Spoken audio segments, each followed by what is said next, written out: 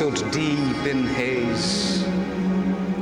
And sweltering athirst, the fields glared up, longing for water in the courses parched of streams long dead.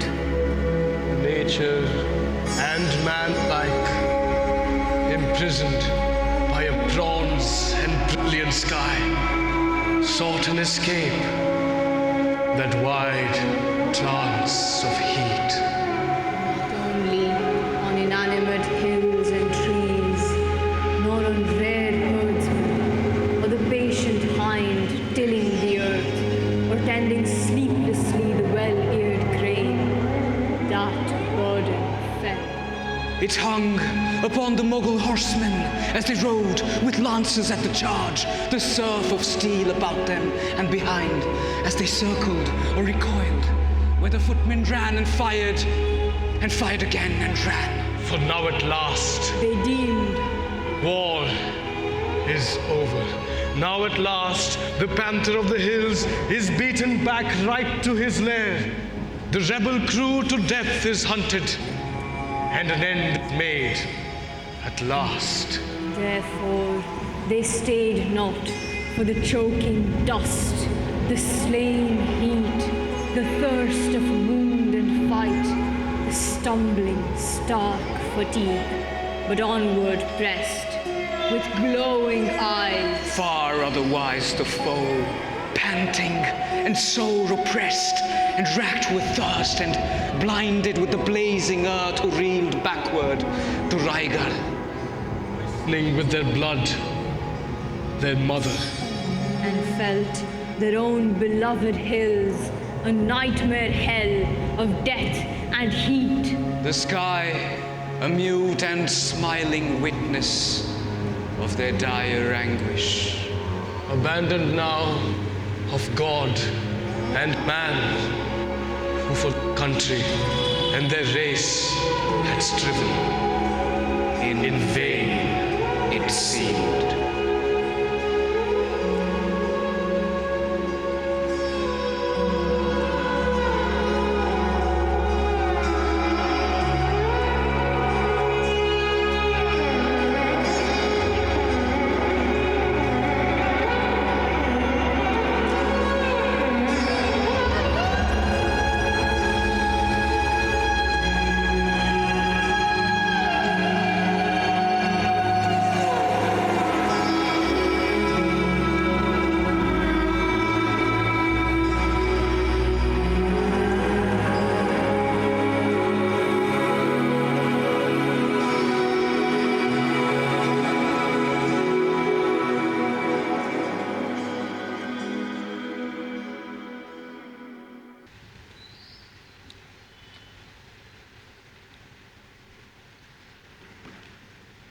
At morning, when the sun was yet below the verge, the Bhosle sprang at a high mountain fortress, hoping so to clutch the whole wide land into his grasp.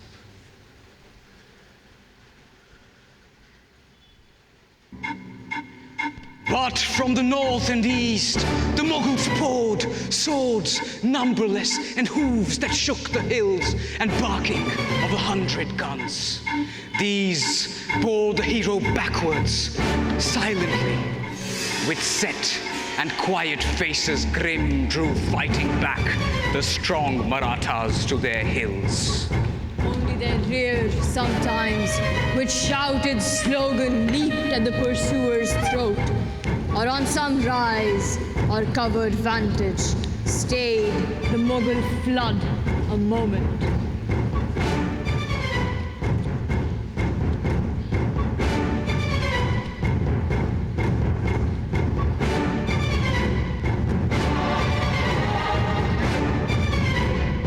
Ever foremost where men fought was Baji Prabhu seen, like a wild wave of onset or a cliff against the surge. At last they reached a tiger-throated gorge upon the way to Raigarh. Narrowing there, the hills draw close, and their forbidding cliffs threaten the prone incline. The Bhonsle paused. His fiery glance traveled in one swift gyre, hill, gorge, and valley, and with speed returned mightily like an eagle on the wing to a dark youth beside him, Malsure the younger, with his bright and burning eyes, who wordless rode, quivering as on the leash. His fierce heart hungered for the rear, where death was singing mid the laughter of the swords. Ride, Suryaji, The chieftain cried, his look inward, intent. and swiftly from the rear summon the Prabhu. Turning at the words, Suryaji's hooves sped down the rock-strewn slope into the trenchant valley's depth.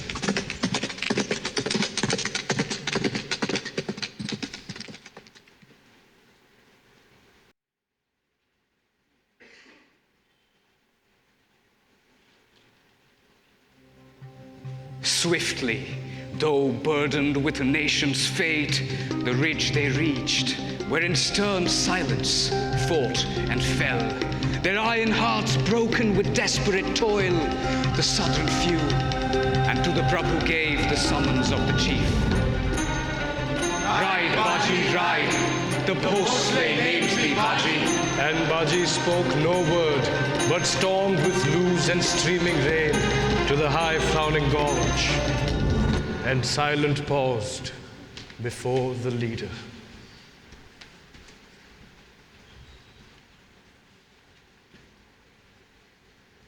Baji, more than once in battle thou hast stood, a living shield between me and the foe. But more today, O Baji, save than any single life, thy nation's destiny.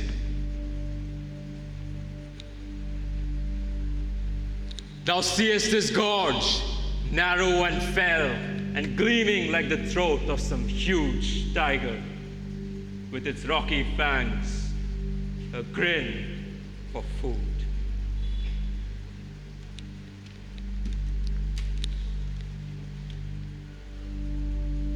And though the lower slope descends too gently, yet with roots and stones it is hampered.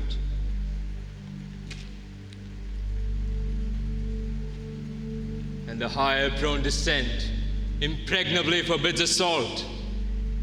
Too steep the sides for any to ascend and shoot from vantage.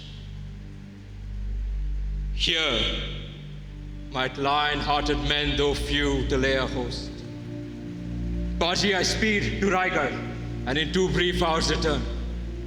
Say, with what force thy iron heart can hold the passage till I come? Thou seest our strength, how it is melted like the Afghan's ice into a pool of blood.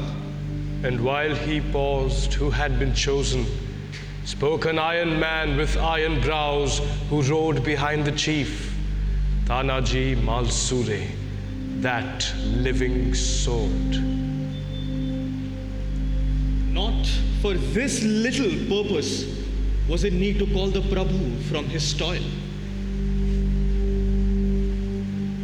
Enough. Give me 500 men. I hold the pass till thy return. But Shivaji kept still, his great and tranquil look upon the face of Baji Prabhu. Then, all black with wrath, wrinkling his fierce hard eyes, the Malsure, What ponders then the hero? Such a man of men. He need not like us petty swords of force behind him, but will alone hold all Rajasthan and Agra and Kabul, from rise to set.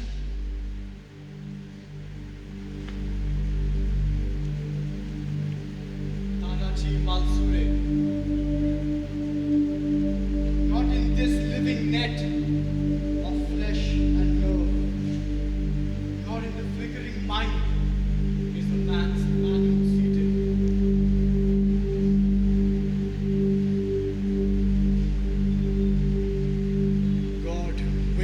rules us. Who in the Brahmin and the dog can, if he will, show equal Godhead? Not by men is mightiness achieved. Baji or Malsure is but a name, a robe, and covers one alone. We but employ Bhavani's strength, who in an arm of flesh is mighty as in the thunder and the storm. I ask for 50 swords. Well, Baji, I will build thee such a pyre as man had never yet when we return. For all the Deccan brightening shall cry out, Baji the Prabhu burns!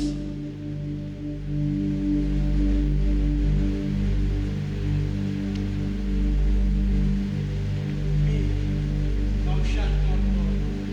For this 5 feet or more of bone and flesh, whether pure flame or chapters of the hills be flattened with its rags, may welcome to another, not part of it.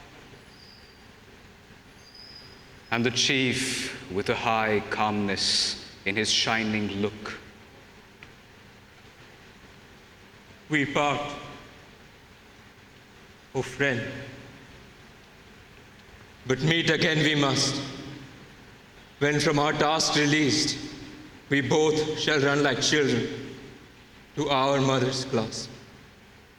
He took from his wide brow the princely turban sewn with agate diamond crowned, and on the head of Baji set the gleaming sign. then clasped his friend, and followed by the streaming host that gathered from the rear, to farther hills rode clattering.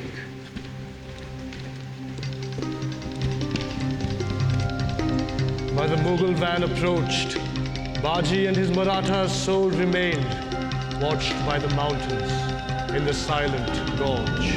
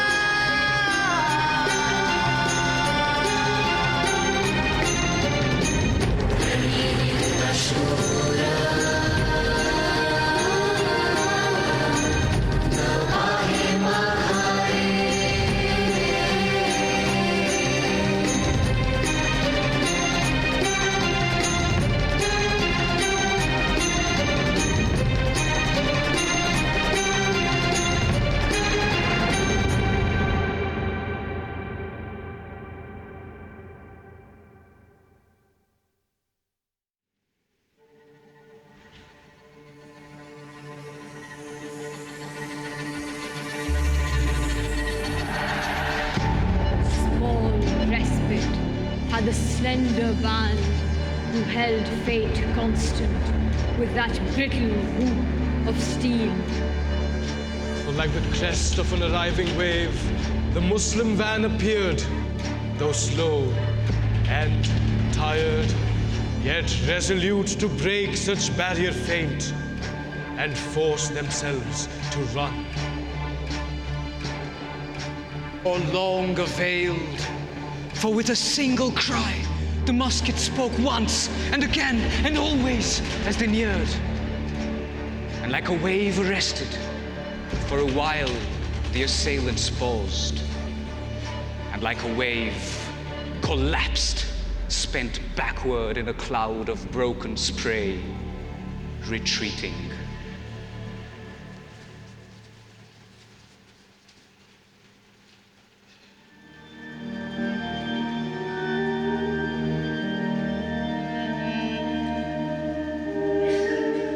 Yielding up, the dangerous gorge saw only on the gnarled and stumbling rise the dead and wounded heaped. But from the rear, the main tremendous onset of the North came in a dark and undulating surge, regardless of the check. A mingled mass, Pathan and Mughal and Rajput clans, all clamorous with the brazen throats of war and spitting smoke and fire.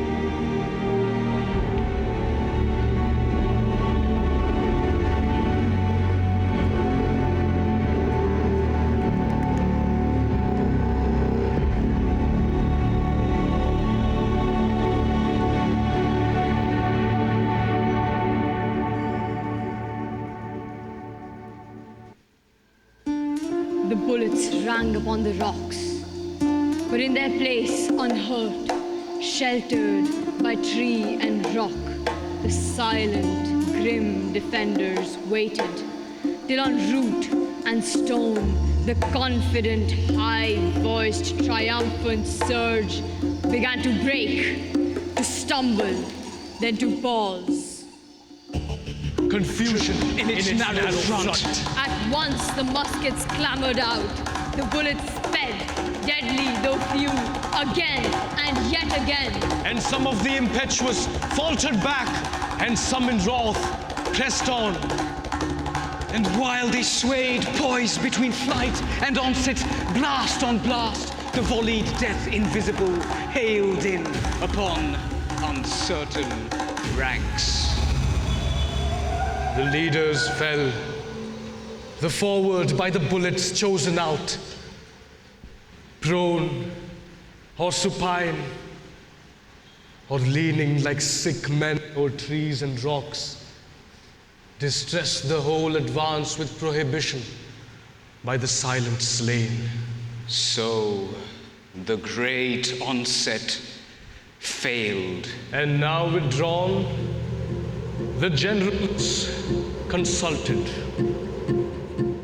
And at last, in slow and ordered ranks, a foot came on, an iron resolution in their tread, hushed and deliberated. Far in the van, tall and large-limbed, a formidable array, the Pathan infantry. A chosen force, lower in crest, strong-framed, the Rajputs marched. The chivalry of Agra led the rear. Then Baji first broke the silence. Lo, the surge! That was but spray of death we first repelled. Chosen of Shivaji, Bhavani's swords, for you the gods prepare. We die indeed, but let us die with the high-voiced ascent of heaven to our country's claim and force to freedom. As he spoke, the Mughal lines entered the menacing, wide-throated gorge, carefully walking. But not long that care endured, for where they entered, there they fell. Others behind, in silence stern advanced. They came, they died. Still, on the previous dead, new dead fell thickening.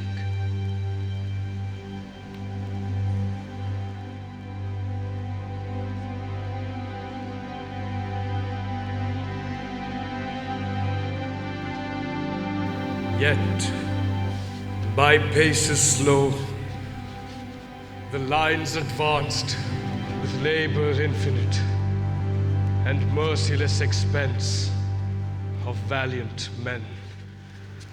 But even as the slopes were filled and held, still the velocity and lethal range increased of the Maratha bullets. Dead rather than living, held the conquered slope.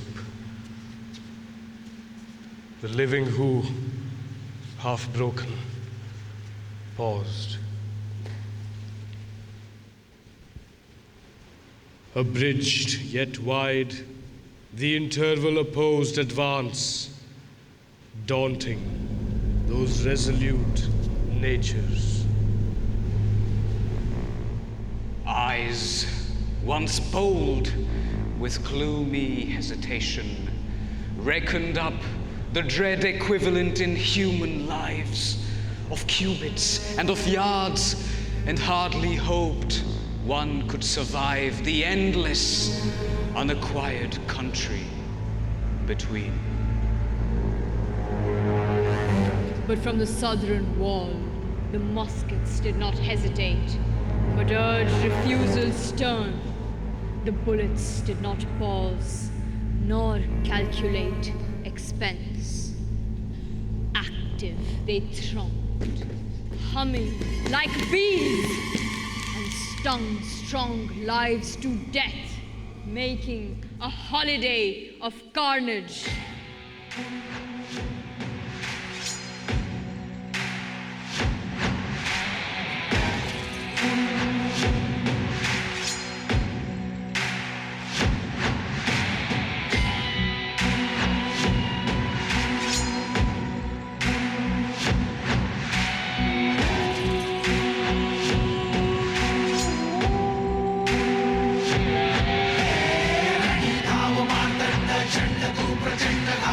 आहुनिया तांडव है कर तू धुंद शंकरा डमरुनाथ डळमळे भूमंडळ हात हो शंकरा शंकरा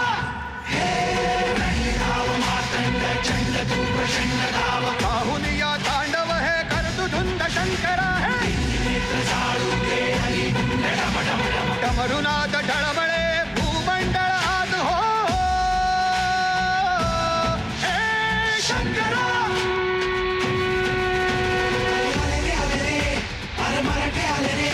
शंकराची घेऊन आता रण निघाले रे अरे तुफान पेटलं आणि गणिमा खेटलं अरे एकच नाव आहे शिवाचं घेतलं अरे आले रे अरे मराठी आले रे शंकराची घेऊन आता रण निघाले रे अरे तुफान पेटलं आणि गणिमा खेटलं अरे एकच नाव आहे शिवाचं घेतलं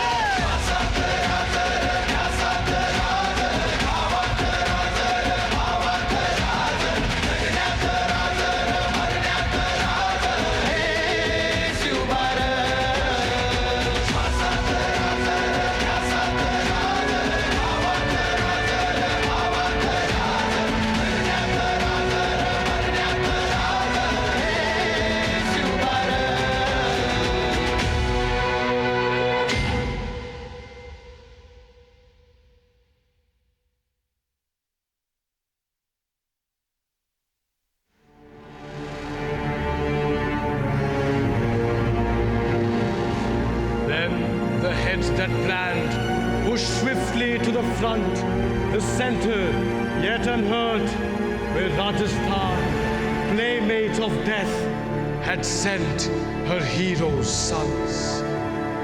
They, with a rapid, royal, reckless pace, came striding over the perilous fire-swept ground, nor answered uselessly the bullets thick, nor paused to judge.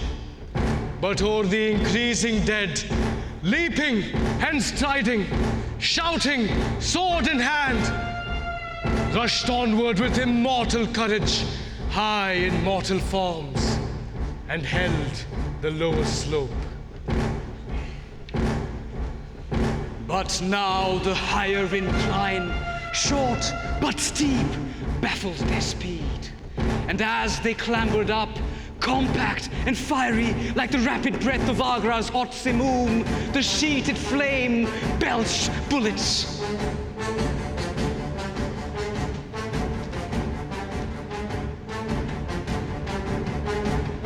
Down they fell with huge collapse, and rolling with their shock, drove back the few who still attempted.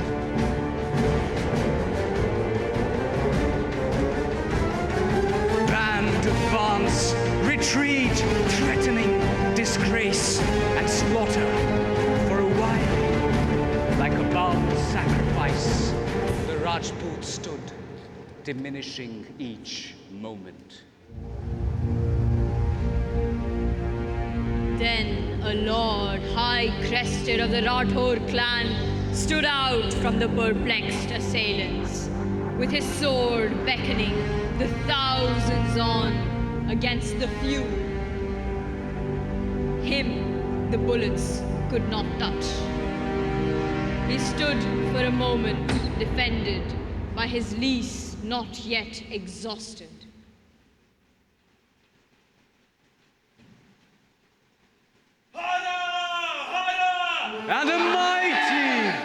And a mighty shout rose from behind, and in a violent flood, the Rajputs flung themselves on the incline like clambering lions. Many hands received the dead as they descended, flinging back those mournful obstacles, and with a rush the lead surmounted, and on level ground stood sword in hand, yet only for a while.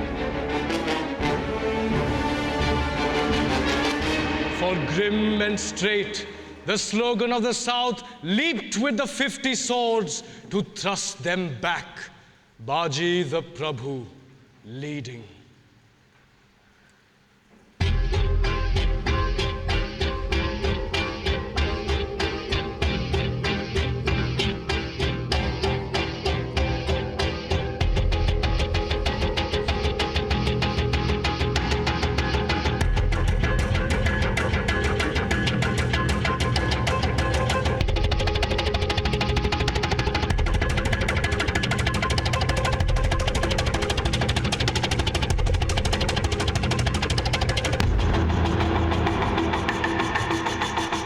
Thrice they came, 3 times prevailed, 3 times the southern charge repelled them.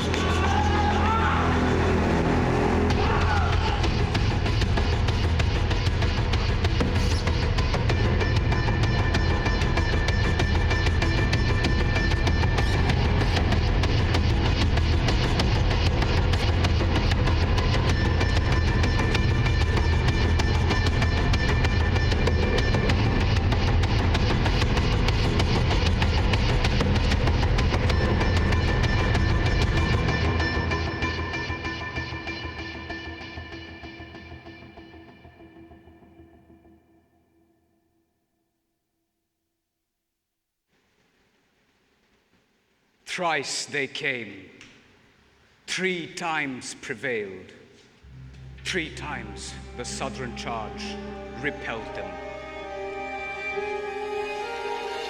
Till at last the Rathore Lord, as one appointed, led the advancing death, nor waited to assure his desperate hold, but hurled himself on Baji, those behind, bow forward, those in front. From right and left, Maratha muskets rang their music out and withered the attack that, still dissolved, still formed again from the insistent rear and would not end. So was the fatal gorge filled with the clamor of the close-locked fight. Sword rang on sword, the slogan shout, the cry of guns, the hiss of bullets filled the air, and murderous strife heaped up the scanty space. Rajput and strong Maratha, breathing hard in desperate battle.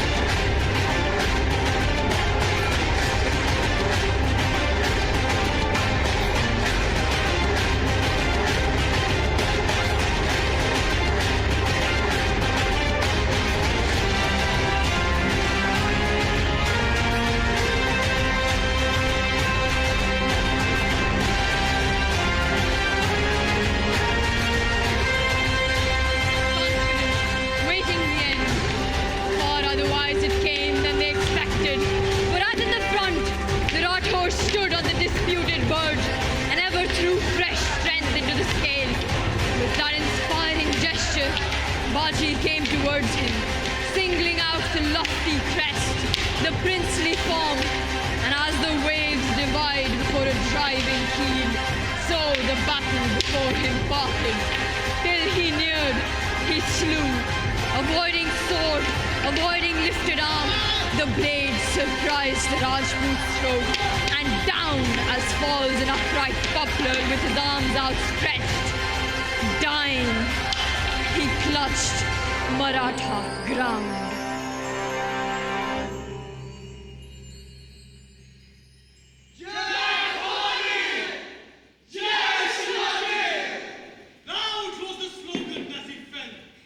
Amazed, the eager hosts of Agra saw reel back the Rajput battle. Desperate victory turned suddenly into entire defeat. But with strong discouragement, sullen, convinced, rejecting the emprise.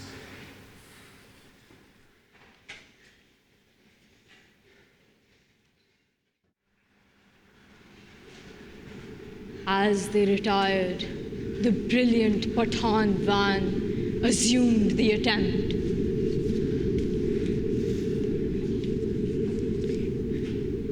Exhaust! The generals cried. Exhaust the stubborn mountaineers! For now, fatigued with difficult effort and success, they hardly stand. Unstrung, weary, inert, scatter this fringe, and we march on and seize Raimar and Shivaji. Meanwhile, they too, not idle, covered by the rocks and the trees, straining for vantage, pausing on each ledge, seizing each bush, each jutting promontory, Samayan muscles climbing of the south, lurked on the gorgeous gloomy walls, unseen. On came the Pathans, running rapidly, but as the nearmost left the rocky curve where lurked the ambush, loud from stone and tree, the silence spoke. Sideways, in front, behind, tall figures strewed the ground. Like trees in a cyclone. Appalled, the rest broke this way and broke that, and some cried, "On!" And some shouted back. For those who led fell fast. So the advance dissolved, divided, the more in haste towards the plains, greeted with death, even while they ran. But others forward, full of panic courage, drove towards the foe they could not reach. So hot a blast and fell stayed their unsteady valor.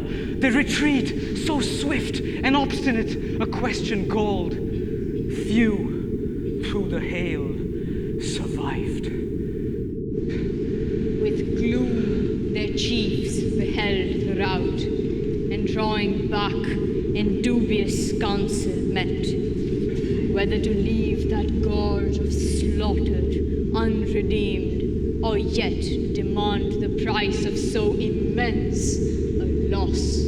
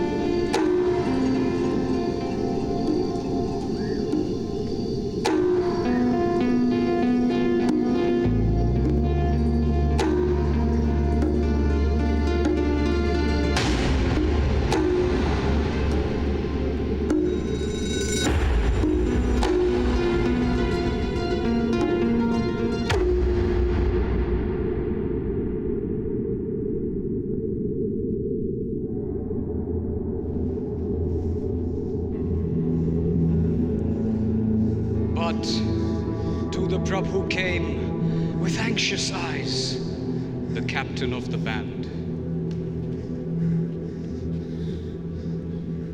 Baji, the bullets fail. All the great store we had of shot and powder, by unsparing use is spent, is ended. Baji Prabhu turned. One look he cast upon the fallen men, discernible by their attire, and seeing his ranks not greatly thinned, one look below, upon the hundreds strewing thick the gorge, he grimly smiled. Then, where the sun and fire descending stooped, towards the vesper verge he gazed and cried, Make iron of your souls. Yet, if Bhavani wills, strength and the swords will save our nation's future from overthrow. Till victory with Shivaji return. And so they waited without word or sound. And over them the silent afternoon waited. The hush terrestrial was profound. except the mountains and the fallen men, no voice, no sight, no movement was abroad. Only a few black-winged, slow circling birds that wandered in the sky. Only the wind that now arose and almost noiselessly questioned the silence of the wooded sides. Only the occasional groan that marked the pang by some departing spirit on its frame inflicted. And from time to time, the gaze of Baji sought the ever-sinking sun. Men fixed their eyes on him, and in his firm expression lived. So the slow minutes passed.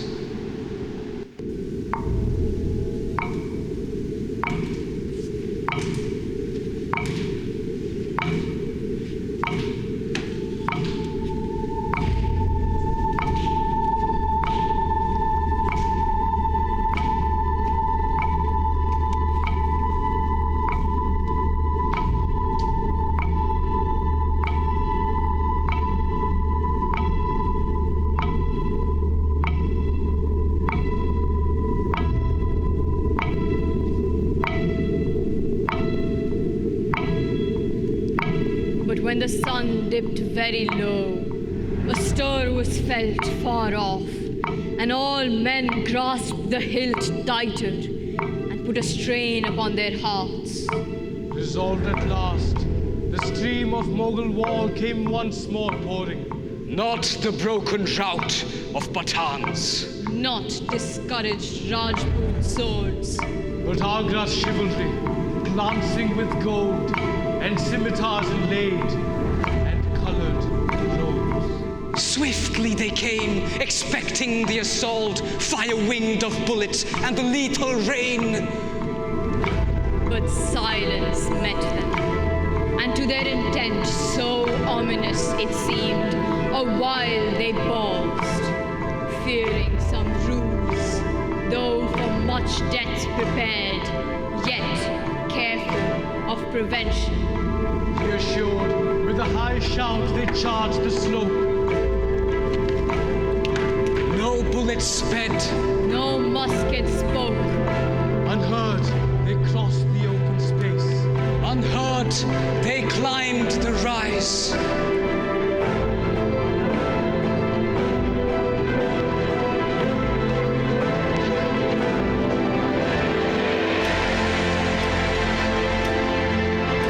but even as their hands surprised the shrubs that fringed the vantage, swords unseen hacked at their fingers. And through the bushes thrust lances from warriors unexposed, bore through their bosoms.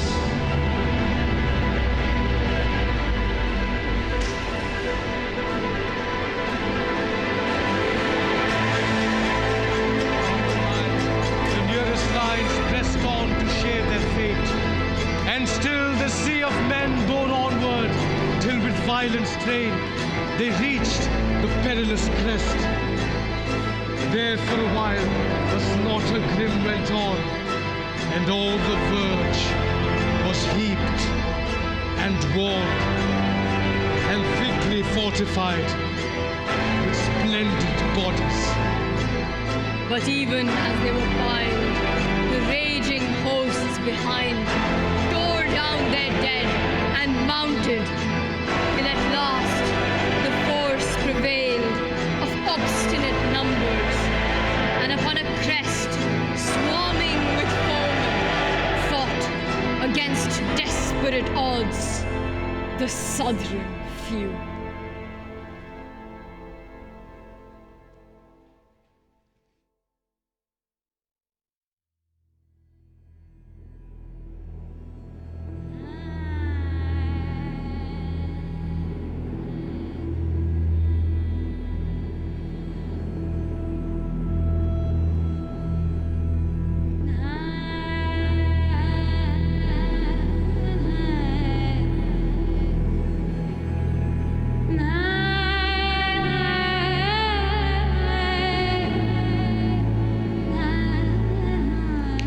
Small was the space for fight, and meeting strength with skill and force with soul, the strong and agile keepers of the hills prevailed against the city-dwelling hosts, with covert and the swiftly stabbing blades overpowering all the fanes of Agra's schools.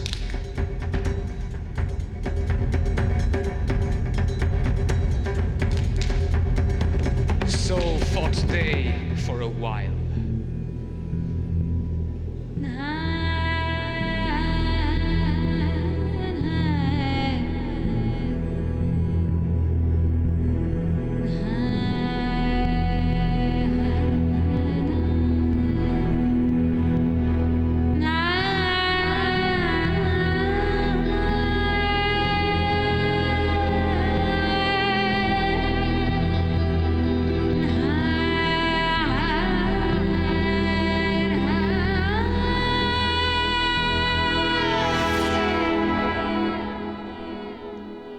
Then suddenly upon the Prabhu all the goddess came. Loud like a lion hungry on the hills, he shouted. And his stature seemed to increase, striding upon the foe.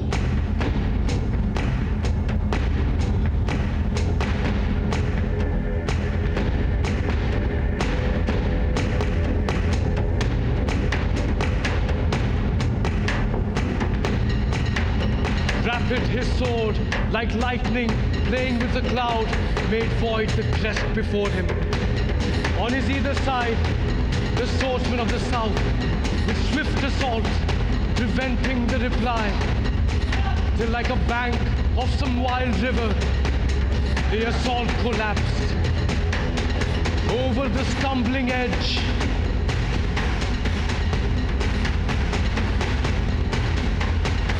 and down the rise.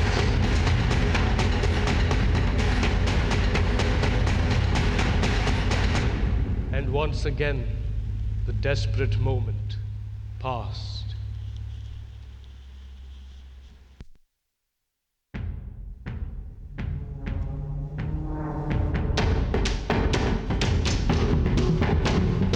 Relics of the murderous strife remain.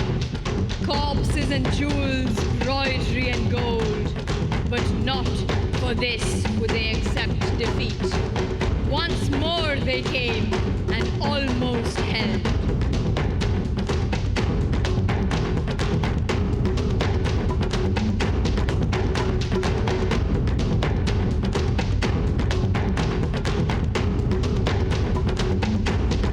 Then wrath rose in the Prabhu, and he raised himself in soul to make an end.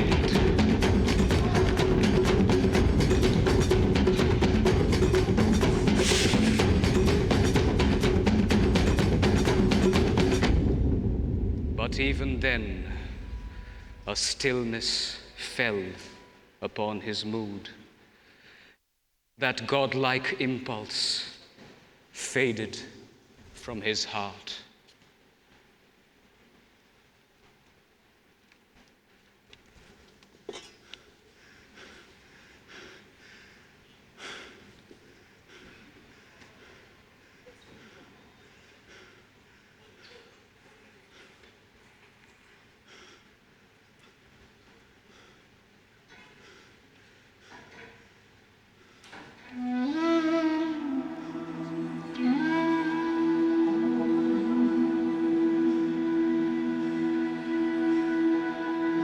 And passing out of him, a mighty form stood visible, titanic, scarlet clad, dark as a thunder cloud, with streaming hair obscuring heaven.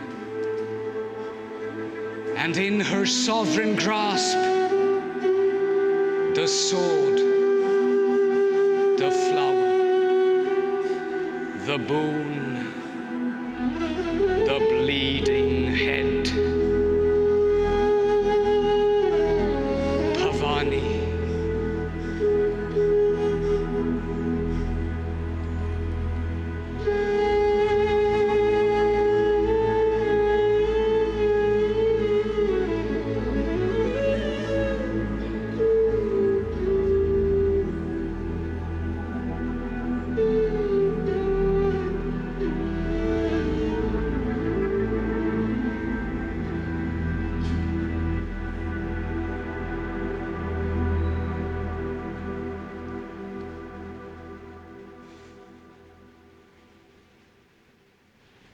Then she vanished.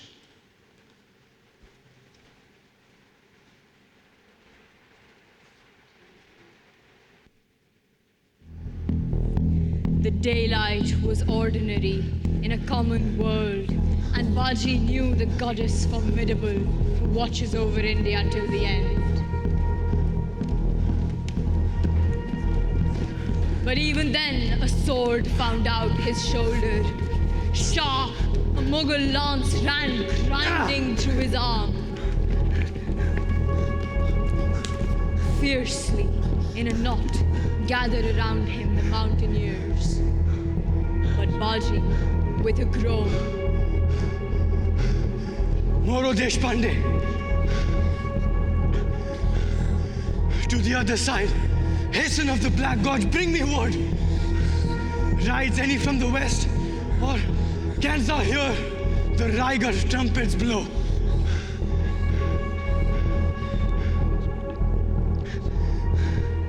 I know my hour has ended. Let me know my work is done.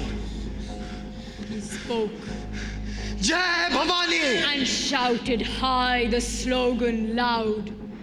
Desperate he labored in his human strength to push the Mughal from the gorge's end with slow compulsion. By his side fell fast Maratha and Mughal, and on his limbs the swords drank blood.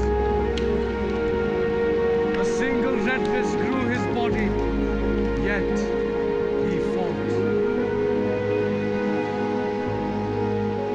Then at his side, ghastly with wounds, and in his fiery eyes death and rejoicing, a dire figure stood. Moro Deshpande.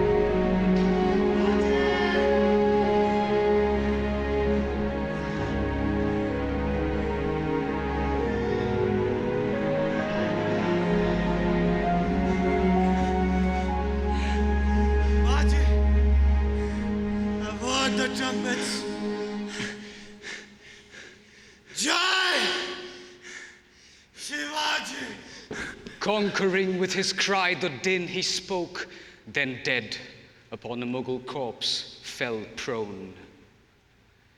And Baji, with gruesome hand wiping the blood from his fierce staring eyes, saw round him only 15 men erect of all his 50.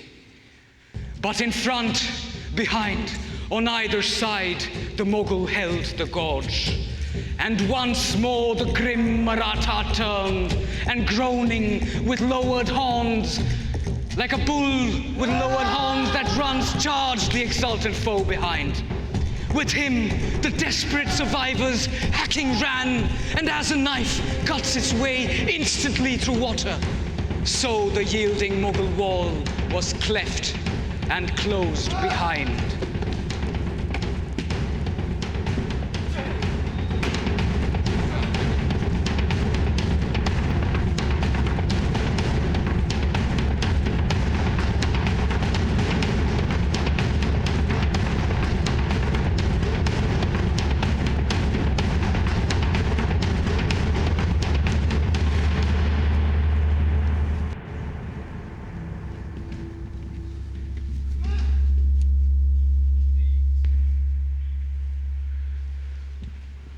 Eight men alone stood in the gorge's narrow end, not one unwounded. There, where hardly three abreast have room to stand, they faced against the foe. And from this latest hold, Baji beheld, mounting the farther incline, rank on rank, a mass of horsemen, galloped far in front some 40 horse, and on a turbaned head, bright in the glory of the sinking sun, a jeweled aigrette blazed. And Baji looked over the wide and yawning field of space, and seemed to see a fort upon a ridge, Raigad, then turned and sought again the war.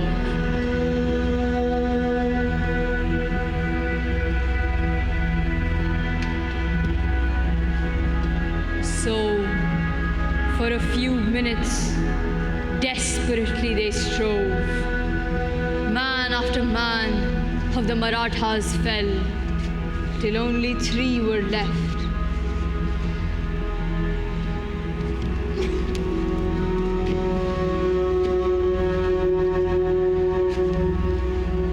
Then suddenly, Baji stood still.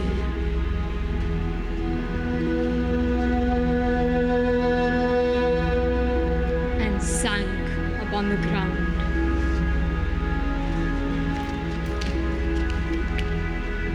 Quenched was the fiery gaze, nerveless the arm. Baji lay dead in the unconquered gorge. But ere he fell, upon the rocks behind the horse hooves rang, and as the latest left of the 500 died, the bullets thronged through the too narrow mouth and hurled those down who entered. Clamorous, exultant blared the southern trumpets, but with stricken hearts the swords of Agra back recoiled. Fatal upon their serried, unprotected mass, in hundreds from the verge the bullets rained, and in a quick, disordered stream, appalled, the Mughal rout began. Sure-footed, swift, the hostile strength pursued, Suryaji first, shouting and singing to the hills a song of Ram Das as he smote and slew. But Shivaji, by Baji's empty frame, stood silent, his gaze was motionless upon the dead.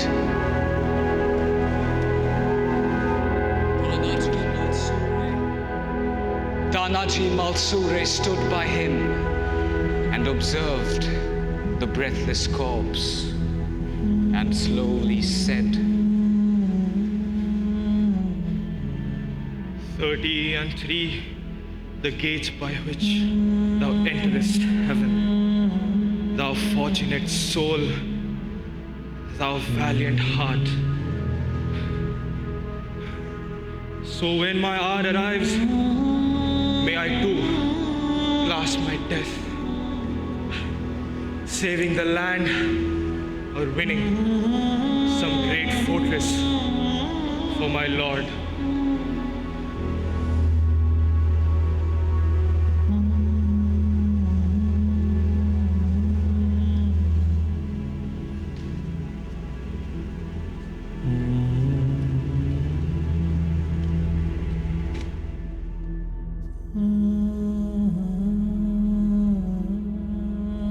But Shivaji beside the dead beheld a dim and mighty cloud that held a sword, and in its other hand, where once the head depended bleeding, raised the turban bright from Baji's brows, still glittering with its gems, and placed it on the chief's.